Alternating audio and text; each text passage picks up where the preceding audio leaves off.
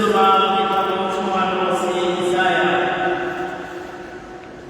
Umutima w'umukama uri muri jewe, kuko umukama yasize amavuta, yantumye kubura inkuru nziza abo kunga imitima yagumitse, kumenyesha ababoshwe ko babohowe n'imbohe ko zugururiwe, no kumenyesha abantu umwaka mwiza w'umukama. Zonezerwa cyane umukama, umutima wanje ukwiza impundu Imana yanje, kuko yanyamitse imyambaro y'urukiza, ayorosa umutabana w'ubutungane, nk'uko umugeni aberwa n'urugori, kandi nk'uko umugeni asharizwa n'utugenegene twiwe. Nk'uko isi ibaduka ibimera, n'indimo ikameza ibyayitewemo,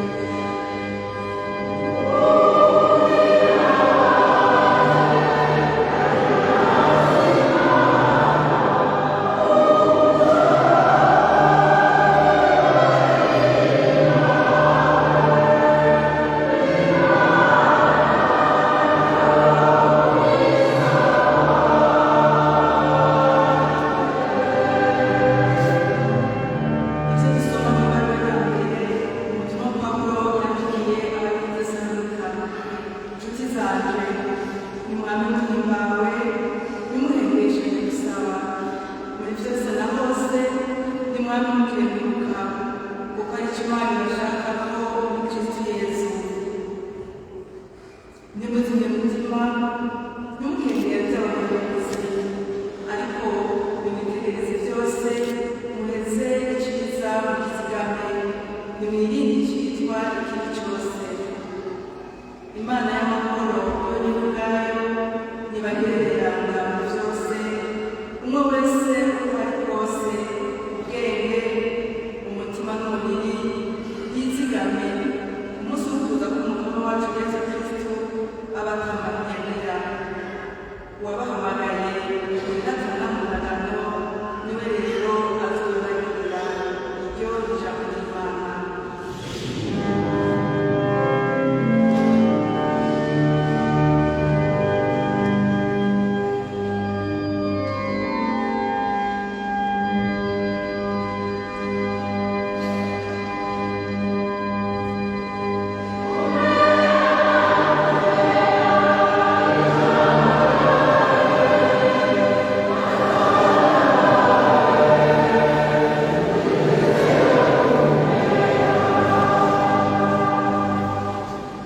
Umutima w'umukama urukujewe niwe yagumye kumenyesha boro inkuru nziza y'ubwiza.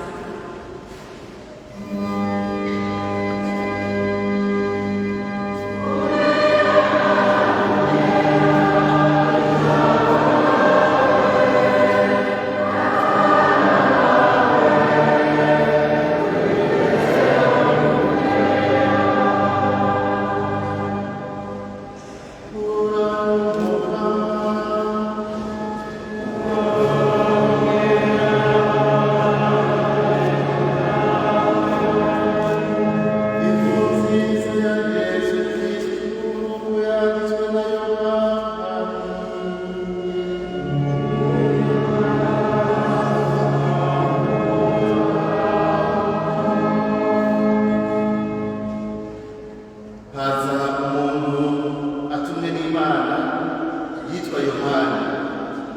Yaje ameze nk'icyabona kugira uwo muco kugira ngo bose bemere kubera we. Si we yari umuco mugabo yari icyabona cya nyamuco.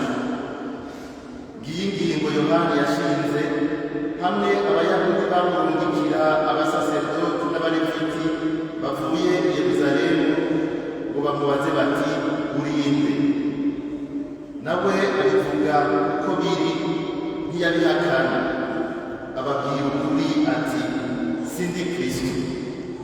Baramubaza rero bati bite ubaye Eliya? Ati eka sindiwe. Uri wa muhanuzi? Abishura ati oya. Nabo bamubwira bati none urinde tukaboneraho ibyo tuza kwishura abadutumye. None wewe wiyitande. Ati jewe ntiryaje riterera akamo mu gahinda nk'umuhanuzi Izaya yabivuga ati nimuringanize inzira y'Umukama. Abari batumwe bari abo mu bafarisayo. Bongera rero bamubaza bati ni kuki none ubatiza utari Kristo ntube Eliya, byongeye ntube na wa muhanuzi? Yohani arabishura ati jewe mbatiza ku mazi, ariko hagati yanyu hari uwundi mutazi, niwe azoza amurikira, sinkwiye no guhambura imizana inkweto ziwe. Ibyo byose byabaye i Betaniya hakurya ya Yorodani aho Yohani yabatiririza. Ushemeze ijambo ry'Imana.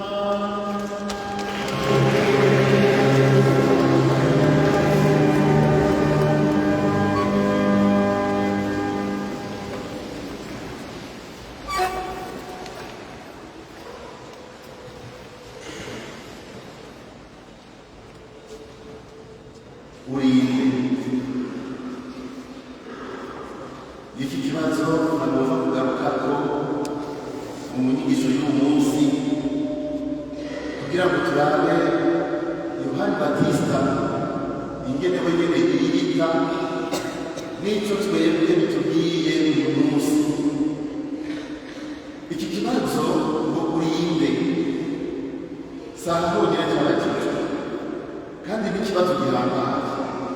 Mwibuke yuko na Yesu Kristo wenyine bakimubajije. Mwibuke ko Yesu wenyine ubwiye yabajije abigishwa abatuma ati mbega abantu bavuga ngo ndinde, baraheza barishura. Mugabo mu nyuma agaca bahindukira akabahindukiriza ko ikibazo akababaza ati none kuri mwebwe ndinde. Turabe rero muri Batista ingene yishuye iki kibazo gihambaye, kuko uyu Yohana aba baje kubaza batubwiye ko abantu bari bavuye i Yerusalemu. Yerusalemu naho umurwa mukuru haba mu bya politike, ariko umurwa mukuru mu byerekeye iby'Imana, kuko niho hari igisengero cy'i Yerusalemu. Abarongoye abandi byo gusenga mu idini niho bari bari. Umusaseredoti mukuru niho yaba. Abayahudi bapfa bakagera barabwirizwa kugenda bagana Yerusalemu bagiye mu ngendo niranga, kuko cyari gisagara cyeranga. Bisigura yuko ab'i Yerusalemu bari bamaze kumva bavuga umuntu yitwa Yohani Batista, igikorwa ariko arakora, ijwi ryiwe ryarakuze rirashika i Yerusalemu. Bakumva n'ibyo akora, bakumva ko batiriza, bati mbega ivyo vyose vyo kubatiriza ni biki? None mbega yoba ari Mesiya? Yoba ari wa muhanuzi w'agatangaza? Yoba ari Eliya? Yoba ari inde? Ivyo yavuga barabizi. Nkako se wiwe yari umusaseredoti. Yohani yavuka mu muryango w'abasaseredoti. Se wiwe turazi yuko yahora aje Yerusalemu kumwambura ico gikorwa arazwi. Suko rero bayobewe amamuko ya Yohani. Barazi ko ari mwene Zakariya na Elizabeti.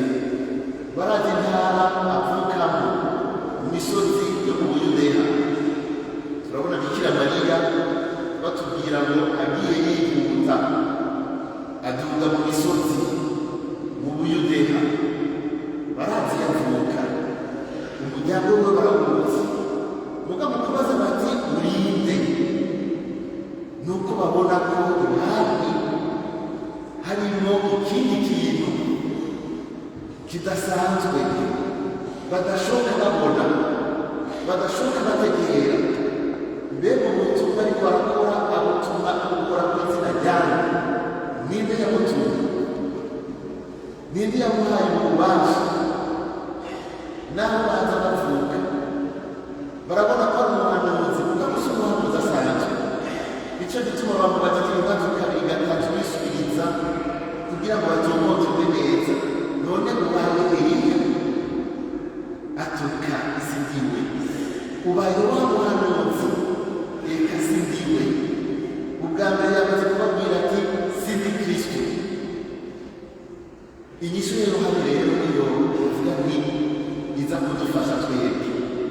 Yohani Batista hageze yuko wenyine yivuga avuze ati ndi ryajwi ritera akamu mu gahinga k'umuhanuzi Izaya yabivuga.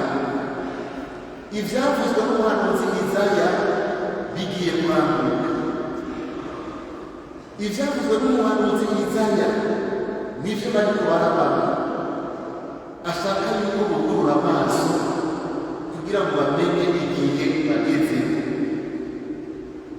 Ntacyo kwivuga ngo jewe Yohani Batista n'ikimere n'aka n'ibindi ngo yidondore yirahishe. Nta kintu na kimwe baravuga kuri ivyo vy'izina ryiwe niyavuka n'amamuko n'igihagararo. Mugabo avuze ivyerekeye abahanuzi. Ryajwi risemerera mu gahinga. Ryajwi ntari baravuye ko zizobwizwa kuza. Ndi ryajwi. Ryajwi riragarutse. Izaya yarabivuze. ryajwi riragarutse, ryajwi riraje. Ijwi risemerera mu gahinga ritumirira abantu kugira ngo baze guhura n'Imana. Ijwi risemerera mu gahinga atakindi rivuga atari kugira ngo abantu bigaye kuko umukiza arashize. Iryo jwi nta kindi ryavuga atari gutegura inzira y'umukama. Umukama araje. Izaya yari yabivuze hareze imyaka myinshi rwose, imyaka irenga 500 irenga imbere y'uko Yohana Batista y'uko Yesu Kristo avuka. Tukamenya yuko Yohana Batista na Yesu basa n'abavukiye rimwe kuko basumbana amezi makeya gusa, amezi 6. Muca mwumva icyo gihe cyari giheze, bimwe umuhanuzi yavuga birashitse. Genda musome ivyanditswe vyera, genda muzirikane ivyo abahanuzi bavuze. Igihe kirageze, igihe kirageze, itegure. Igihe kirageze kurora inzira z'umukama. Nimwiganye murebe ibicumuro vyanyu, mu kuvuga ngo ibyacu biterwa mu gahinga, n'abo baje kumubazanira barara. Abantu barabwirizwa kugenda bakaraba ingene bitunganya. Je mbatirisha amazi ibatisimu y'ukwigaya kugira ngo abantu bitemere. Igiti cya mbere umuhanuzi Yohana Batista avuze, navuze yiranisha aberetse igihe tugezemo. Ntibanze barabawe, ntibanze barondera kuvuga ngo umuhanuzi w'agatangaza, ahubwo nibumvirize iryo jwi. Birahambaye igihe mu ijambo ry'Imana, si ukwerekeza amaso kuri naka, ku muntu kanaka, mugabo cyane cyane ku ijambo ariko arashikiriza. Kuko iryo jambo ni iry'Imana, kuko ubwo butumwa buva ku Mana nibwo cyane cyane bushimikirana. Ntimushimikire ku muntu yambaye impuzu y'ubushato n'ingamiya, ku muntu yifungurira ubuki bwo mw'ishyamba. Ivyo byose byaravuga ubuhanuzi, murabizi. Ivyo byose byavuga wa muhanuzi Eliya yabwirizwa kumva. Ivyo byose twakubwira abantu babona igihe bageze. Igihe tugeze mu bavukanye n'igihe niba dushaka gukira, n'igihe cyo kwakira Imana mu buzima bwacu. Iri jwi riguma risemerera abantu bahindutse. Iri jwi risiba gusemerera ngo abantu bagorore inzira z'imitima yabo. Iri jwi riguma rivuga riti va mu byaha, va mu nabi, va muri iyo ngendo utariyo, niho ubutungane buzosesekara iwawe, niho uzotera bikamera. Ntivyanditse kandi uyu munsi gutyo, ubwo umuhanuzi Izaya arabivuga. Twavyumvise mu gisomwa ca mbere ingene umuhanuzi Izaya yasozereye, ariko aravuga imihezagiro nk'uko isi ibaduka ibimera n'indimo ikameza ivyayitewemo, uko niko umukama azomeza ubutungane n'ishimwe imbere y'amahoro yose. Ariko kugira bishoboke nuko tubanza kugorora inzira z'umukama. Niho umukama azomeza ubutungane, niho umukama azomeza amahoro abantu bose bashaka. Niho Yesu mwana w'Imana azovukira mu mitima yacu, niho Yesu azokwinjira mu buzima bwacu, niho Yesu azokwinjira mu miryango yacu, maze duheze tugimbawe, maze duheze tube muri kanyamuneza kuzuye. Ngicyo icyitwi risemerera mu gahinga, risemerera rivuga. Ikigira kabiri Yohana Batista atweretse iri jambo ry'Imana ryatubwiye ngo sibo yari umuco, yari cyabona cyane umuco. Umuco ni Kristo, umuco ni Yesu, uza kutumurikira ni Yesu Kristo umwana w'Imana,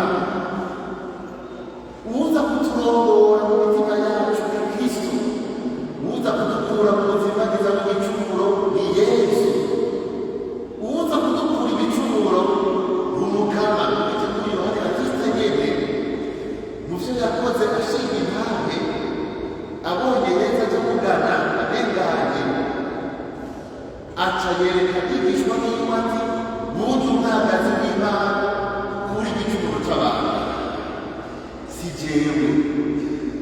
Si jewe Yohana Batista, umwagazi w'Imana kuri igicumuro ni Yesu w'i Nazareti. Iyo ni imwe mu ntahe Yohana Batista yashinze. Si jewe nje kubatiza, niba tisimu ndabaha mbere niya mazi gusa. Kristo azobabatiriza mu mazi na mutima mweranda, azobabatiriza muri mutima mweranda. Ibatisimu yiwe ntaco ipfana n'iyi jewe ngo ndabaha. Ibatisimu yiwe irarengeye na kure iyo jewe niko ndataha.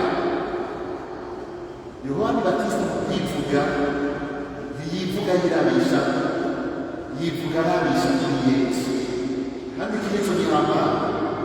Kandi hano hamukubwiye, hano Yohana Batista tuzi Yesu avuga mu bana b'abantu nta n'umwe amusumba, kuko Yohana Batista uri mu gushinga intahe yicisha bugufi imbere y'uwuja mukurikiye. Uwuja gukurikira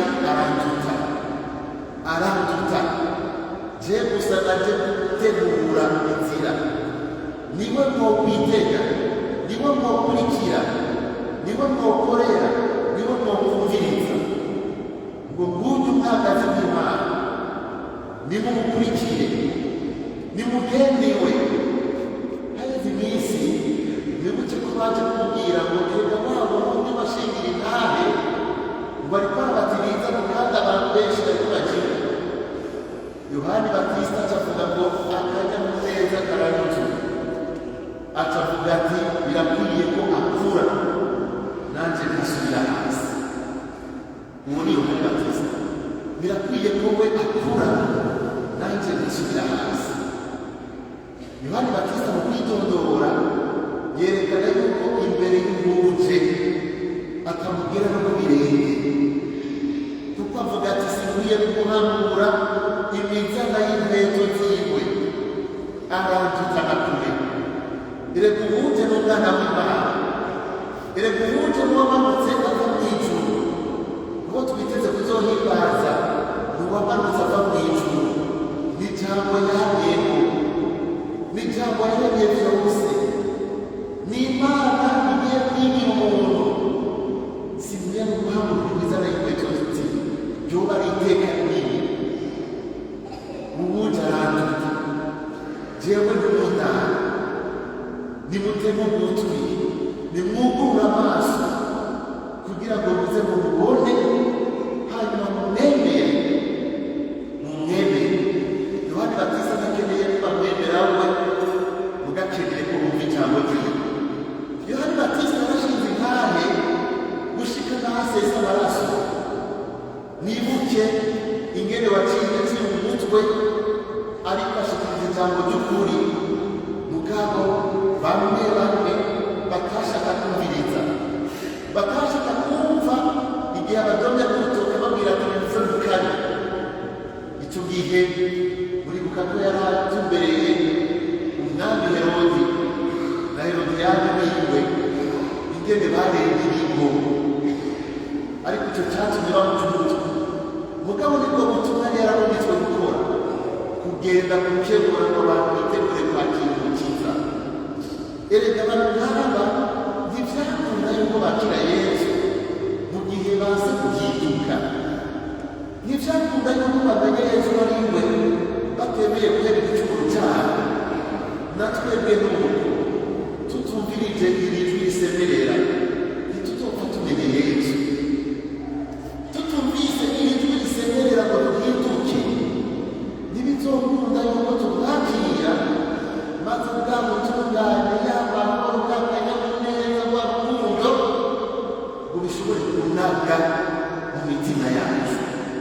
aho niho bitugorera, ni ukubaza rero bati mbega urinde, babaza Yohani Batista. Natwe uyu munsi ntiturondere kumumenya, turondera akarangamuntu yiwe y'abantu, mugabo twiyumvire iyo karangamuntu atubwiye ijanye n'ubutumwa bwiwe. Ntiyivuga yiranisha, yivuga afatiye kuri Kristo. Aha rero hari ikintu gikomeye twokura, kwidondora dufatiye kuri Kristo, kwidondora dufatiye kuri Kristo bica biduha gutsinda imitego myinshi tugwamo, bikabuza bwa butungane kumera mu mitima yacu, bikabuza bwa rukundo kumera, bikabuza akanyamuneza twumva umuhanuzi Izaya avuga, mbere na Bikira Mariya tuvuga muri Zaburi. Bikira Mariya ariko araririmba indirimbo wa Magnificat twumvise ngaha aye mu Zaburi. Bikira Mariya mwibuke ko yari ahejeje kubonekerwa n'umumarayika, agaca afata akayira akaja hariya mu Buyuda, akaja kuramuza Elizabeti, maze amuramukije hakaba ibitangaza. Bikira Mariya mucabona cy'ibitangaza Umukama akora, ibitangaza Umukama yakoze kwa Elizabeti, akoze mu rugo rwa Zakariya, abakoreye muri uwo mwanya acakangura gushimbagiza Imana ati umutima wanje urabinagaza Umukama, umushaha wanje wahimbawe n'Imana y'umukiza wawe. Bikira Mariya arashobora kuririmba mu kanyamuneza, Bikira Mariya arashobora kuririmba ku mutima wiwe urikaza Imana nako yabakiriye Yesu muri we. Yibungenza umwana w'Imana, yaramwemeye mu mutima, afise Imana muri we, yuzuye ihema, arashobora kuririmba mu mutima wacu urabinagaza Umukama. Natwebwe nicyo Yohana atubwira, twogorora inzira y'Umukama, twogorora imitima yacu, twoshobora kuririmba nka Bikira Mariya, kuko Umukama aje iwacu, Yohani rero yidondora afatiye kuri Kristo, ntiyidondora afatiye ku kajyamo kiwe. Umuryango w'abasaseredoti icyo gihe yari iteka rikomeye mu Bayahudi, kuvuka mu muryango w'abasaseredoti, umuryango w'Aroni, Abenderezi, byari iteka kuba umuryango watowe n'Imana. Nta na rimwe acishije mu icyo gihe, nta na rimwe yidondora afatiye ku kajyamo, nta na rimwe yidondora afatiye kuri Kristo. Kandi aha niho Yesu yaravuga ko dushikana. Ibi twumvise mu gitabo cy'Ubusomwa cyane, umuhanuzi Izaya yabivuze mu gihe kidasanzwe, turi mu kigabane cya 61, mu kigabane cya 61 ivyanditswe muri icyo gihe, aha muri Bibiliya cya 60 bikurikira. Ivyanditswe muri icyo gihe byanditswe n'Abayahudi baramaze kuva i Babuloni, baramaze kuvayo, baragarutse mu gihugu cyabo, ariko hari ikibazo gikomeye. Aba bantu baje bakava mu bihugu bari barasanzanirijwemo, batahana akanyamuneza kenshi ko Imana ibabohoye mu buja bw'Abanyababiloni n'abandi bakurumbe. Baje bafise umwizero mwinshi, ariko bashitse bakamara imyaka 5, 9, 10 n'ingahe, ivyo bari bizigiye kuzoronka, kuba mu kanyamuneza, kuba mu butungane, kuba igihugu cyifashe, kuba igihugu tuvuga tuti kigiye kuba ikimenyetso cy'ubwami bw'Imana, si uko vyabagendeye. Bashitse basanze i Yerusalemu muri Israeli hari abandi basigaye, mbere basanga n'abandi babinjiranye bavuye mu yandi makungu, batangura mbere no kuvangavangana, babirana n'abapagani, barashika ntibaba bakibamenya, abandi bahari birabagora kwakira abo bahungutse bamaze imyaka irenga 50, hagati ya 50 na 70, birabananira kubakira nk'uko umenya bibagisangira umuco. Baje bafise umugambi ukomeye bibakiye kuko umuhanuzi Ezekiyeli yeretswe ingene Yerusalemu itegerezwa gusanurwa uhereye ku gisengero cy'i Yerusalemu. Abasigaye ntibigeze kubaka ikintu na kimwe. Abavuye hanze nibo baje bafise umugambi wo kubaka Yerusalemu, wo kubaka igisengero. Bashitse basanga bahari umugabo ivyo navyo bagezwe, bica birabagora kugira ubumwe ngo bashobore kubaka igihugu. Mbere barasamburana, bamwe bakagira imigambi, abandi bakayitega mu gitego. Ushaka kubiraba aragenda asome igitabo cya Nehemiya n'igitabo cya Esdras, atasoma n'abahanuzi b'ico gihe bamwe ba Ageya na Sofoniya. Azobona ingene abo bahanuzi bakoresheje ingufu nyinshi kugira ngo bagerageze guhuza imitima y'abantu badashize hamwe. Iyo umuntu ari hanze mu mahanga, harimo ababaye mu mahanga ngaho, niho yiyumvira igihugu cyiwe. Abantu bari mu mahanga nibo baca bakunda gukunda igihugu cyabo, kubera baca batangura kubona icyo batakaje, baca batangura kubona ubwiza bwacu. Mugabo kiri muri icyo utarabona ibindi, ubaye n'umugeni baje bafise umuvuduko munini, mugabo basanga bahari nabo suko bimeze. Mbere y'icyaza amacakubiri, bamwe mu kumenga n'abasangwa bakagomba gufata ngo batashe mu kumenga n'abanyamahanga. Amacakubiri yabazana impande zose, abasangwa bahaguye, abavuye hanze, ukamenga n'imibiri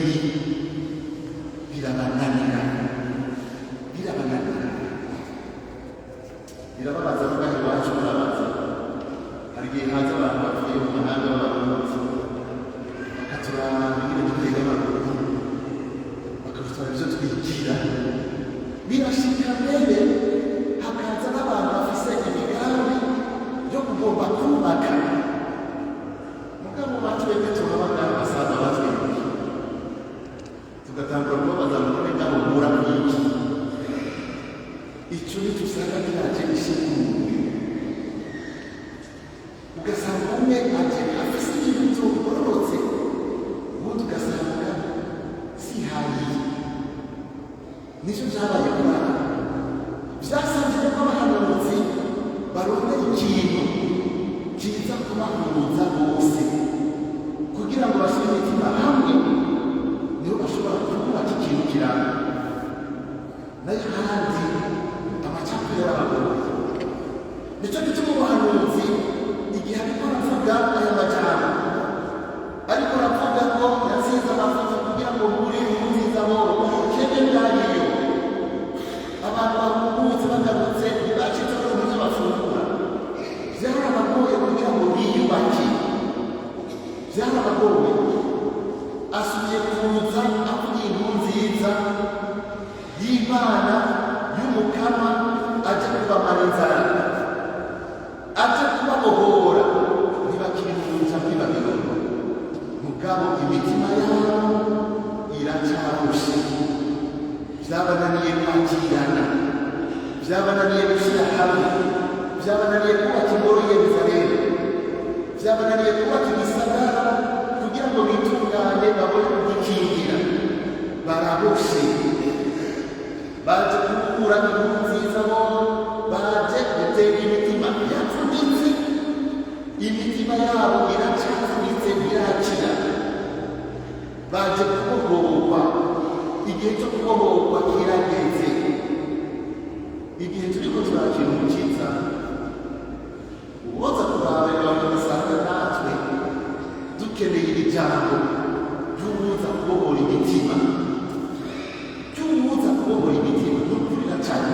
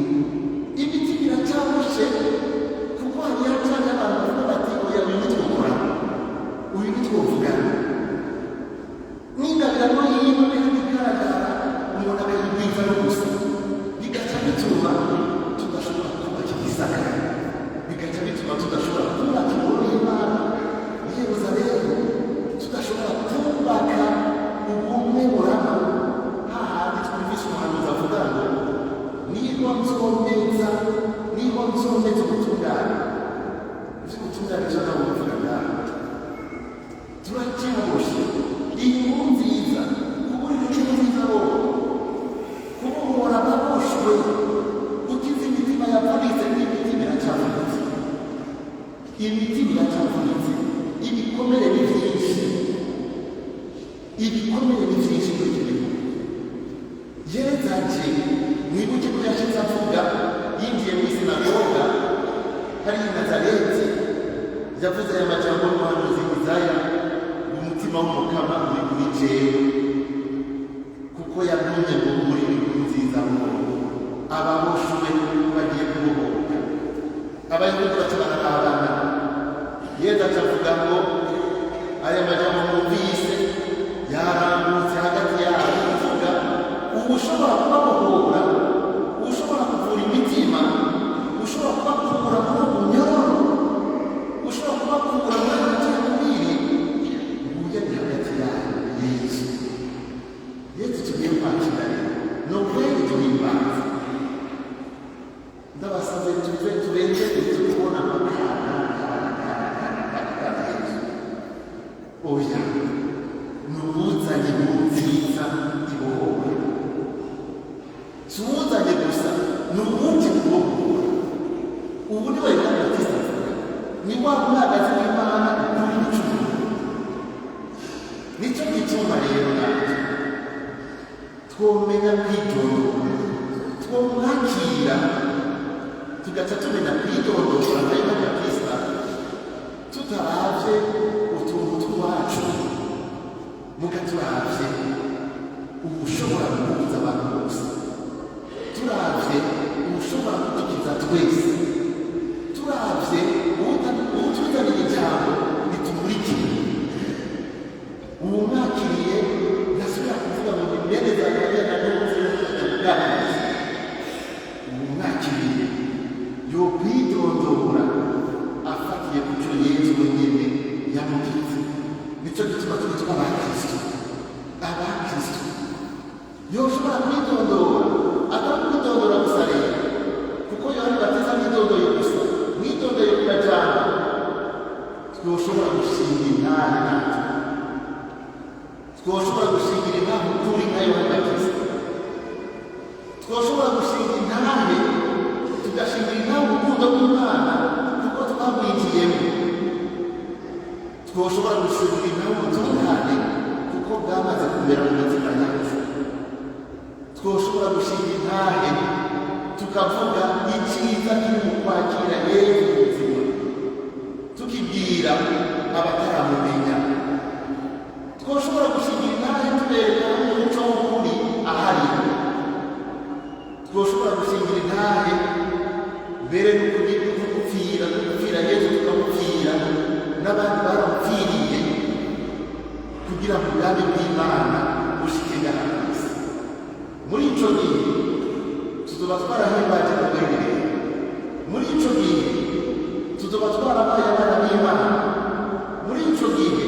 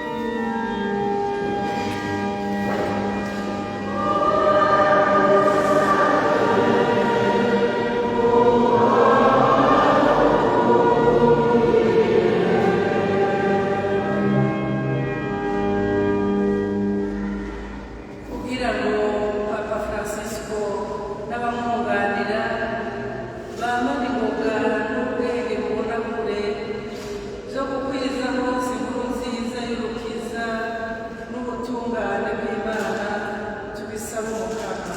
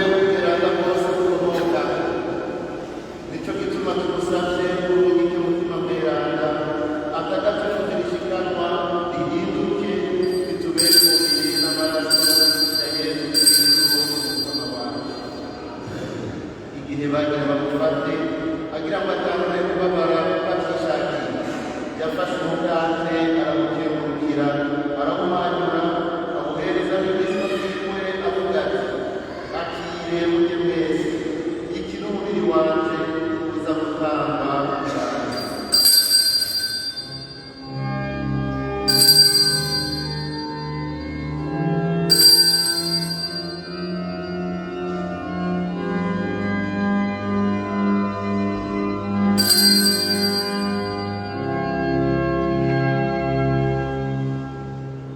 Bamaze gufungura nyirapfakundi afata ikarisi yongera gukenguruka ayihereza abigishwa biwe avuga ati akire mujye mwese iyi ni ikarisi y'amaraso yanjye amaraso y'isezerano rishasha kandi rizoruhama aza guseswa ku bwanyu no ku bwa benshi abakiza ibicumuro ivyo murabigire umwuka.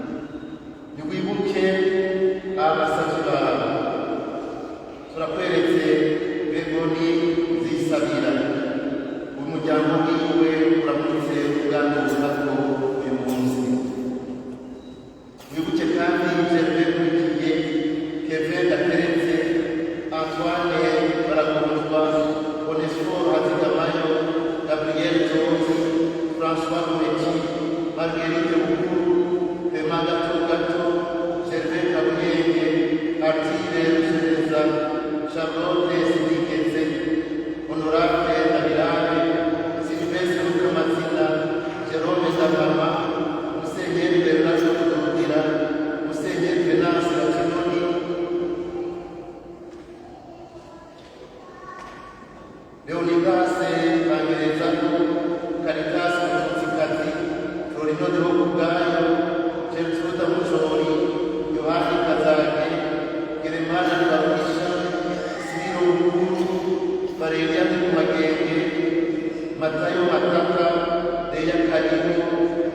Evariste Bizimana, Teresa Babakana, Barthélémy Ndereka, Maria Josephine Ndereka, Andrea Kabuyangira, Donatilla Ndereka, Andrea Ndereka, Jeanne Ndereka, Fabiano Ndereka, Candida Ndereka, John Ndereka, Anthony Ndereka, Filipino Kagaju Sitoyineba, Epitas Bayana Luciano Rusiri, Juvenal Nkuruza, Atanaze Mugwanayo, Gaspar Ninganza, Celestino Cishahayo, Thierry Barimusu, Helene Tabachikure, Egeline Yafungwa, Atanati Ashingwa N'ubusa, Aloyizi Bakaribona, Rosa Ajayani, Charles Mbeshimikwe, Arnaud Bagatore, Joseline Nyaneza, Asile Ndayirorere, Jerome Situhice,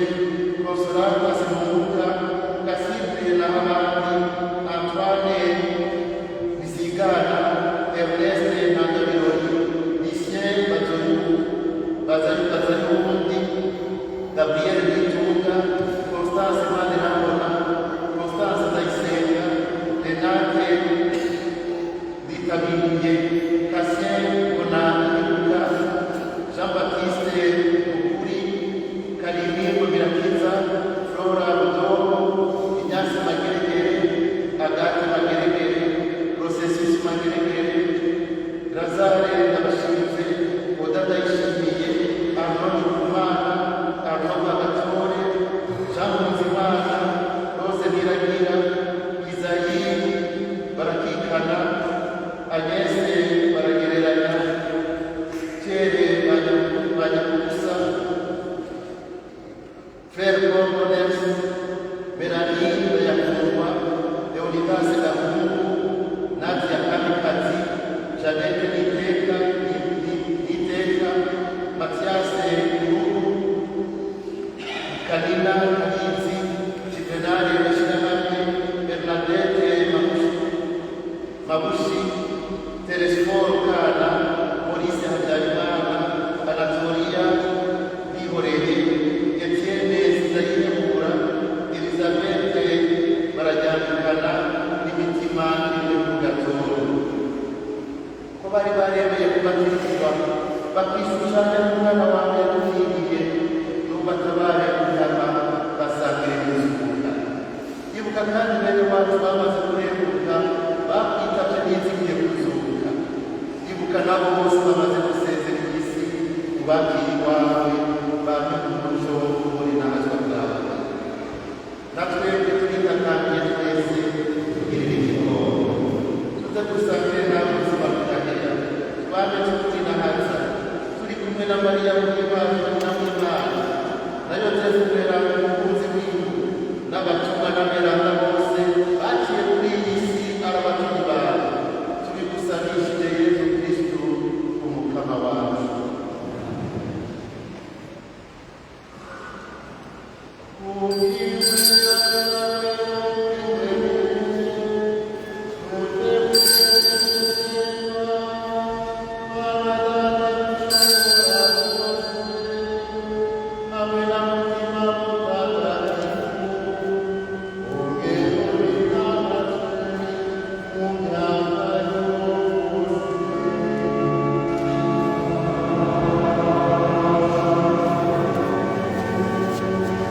Oh,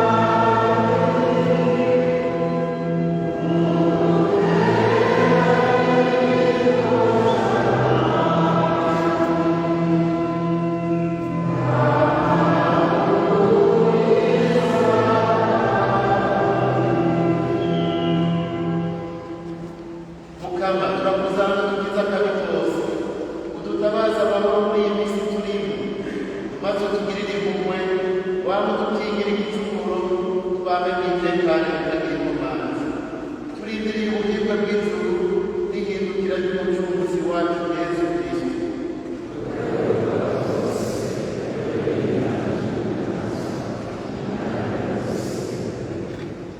Mukama yesu kristo wabwiye abatumwa bawe ndabasigaranye amahoro ndabahaye amahoro yanjye muraba ibicumuro byacu raba nyabwo kwemera muri eklesiya yawe uyitabaza amahoro n'ubumwe maze ishaka ryawe riranguke wewe n'ubuzima n'intumwa mu myaka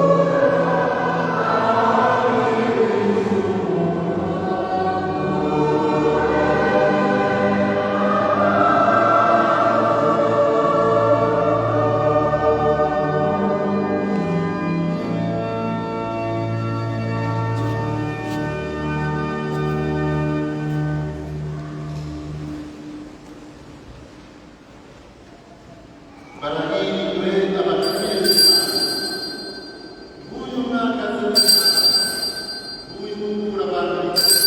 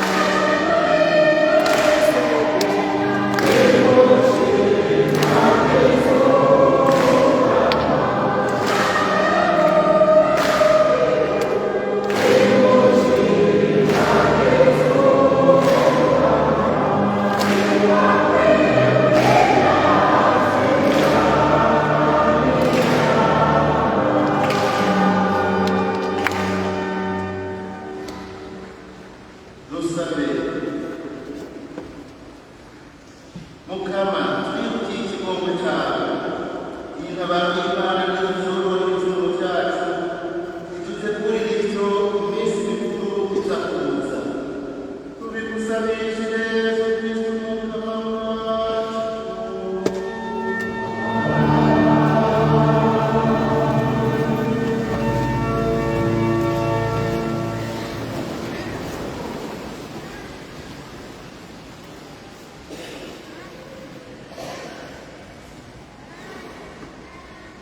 dukomeze ekleziya muryango mu guhoza ko umusenga duhereye mu ngo no mu mibano yacu no mu guhimbaza neza amasakaramentu ibimenyeshejwe mu ntumbero yo kwitegurira umunsi mukuru wa noheli paruwasi katedrale de jean mundi yarateguye isabisho yarateguye inyigisho zizotangura kuva kuri uyu wa kabiri igenekerezo rya 19 gushika ku wa kane igenekerezo rya 21 Kigarama imisa yo ku mugoroba isohotse ngaha mu ngoro y'Imana. Umunsi wa gatanu azoba kwiregesha kuri bose kuva isaha 10 z'umuhingamo. Umunsi wa mbere uza igenekerezo rya 25 Kigarama umwaka turimo umunsi mukuru cyane w'ivuka ry'umukama wacu Yesu Kristo Noheli. Imisa y'ijoro rya Noheli izoba kuw'Imana igenekerezo rya 24 Kigarama umwaka turimo kuva isaha 12 n'igice zo ku mugoroba. Izi biteretsiranga menya neza nta misa y'isaha 11 yo ku mugoroba izobaho. Gutegura isenga n'isengero bizoba kuw'Imana inyuma y'imisa ya saa 4 iheze. Ku munsi wa gatanu uza igenekerezo rya 22 Kigarama uyu mwaka turimo umugwi w'ugwaruka wa paruwasi yacu usanzwe uriko uranonosora ivyo kuririmba no gucuraranga warabateguriye igiteramo c'indirimbo za Noheli no gucuraranga kazobera mu kigo n'agakaranga c'abafaransa Institut Français de Bujumbura kuva isaha 12 zo ku mugoroba. Izi bitero kaze muri benshi tubashigikire dukomeze ekleziya muryango guhoza ko umusenga duhereye mu ngo no mu mibano yacu no mu guhimbaza neza